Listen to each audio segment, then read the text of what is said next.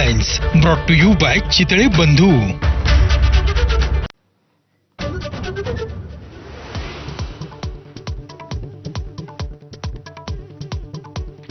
हॉटेलच्या निविदा प्रक्रियेतून बाहेर पडण्याचा संजय शिरसाटांचा निर्णय।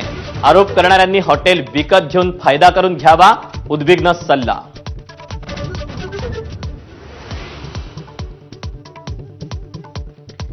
निवडणुका असल्यानं घाईघाईत निकषात न बसणाऱ्या लाडक्या बहिणींना पैसे दिले।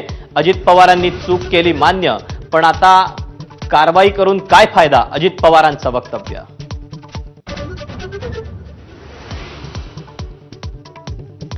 राजेंद्र हगवणेंचे मेहुणे जालिंदर सुपेकरांच्या काळात शस्त्र परवान्यांची खैरात। 400हून अधिक शस्त्र परवाने वाटल्याचं समोर।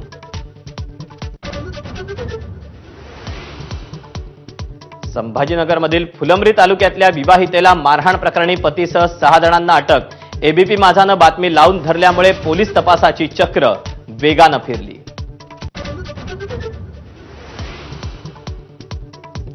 महाराष्ट्र एटीएसचे मुंबई ठाण्यातील 15 ठिकाणी छापे। 2002-2003 मधील मुंबईतील स्फोटाचा दोषी साकीब नाचनच्या घराचीही झाडाझडती। 2 जणांना अटक तर 10 जण ताब्यात।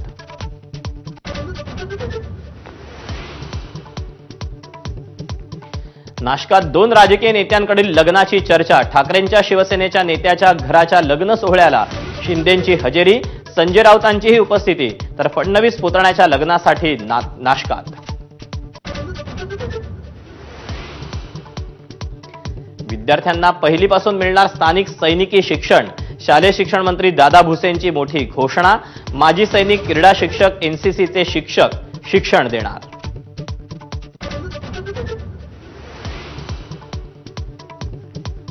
स्थानिक स्वराज्य संस्थांच्या निवडणुकीसाठी प्रभाग रचना पूर्ण करा।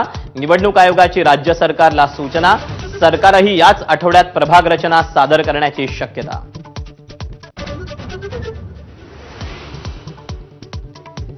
ईशान्य भारतातील पुरात मृतांचा आकडा 34 वर। सिक्कीम आणि मेघालयात अडकलेल्या 1,500 पर्यटकांची सुटका करण्याचं काम सुरू।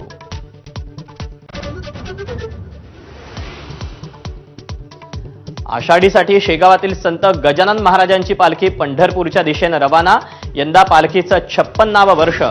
गणगण गणात बोतेच्या गजरात संतनगरी दुमदुमली।